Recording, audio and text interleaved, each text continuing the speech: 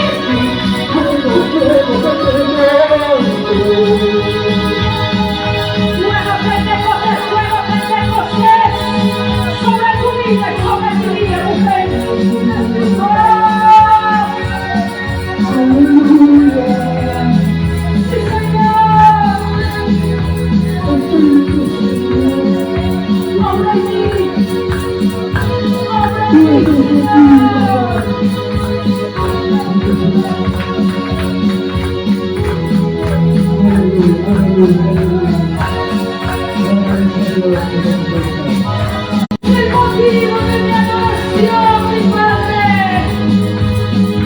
Nadie es como tú, mi Señor.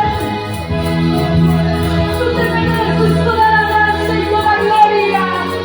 Vamos a ir a ver fuerza. Levanta tus manos hacia arriba.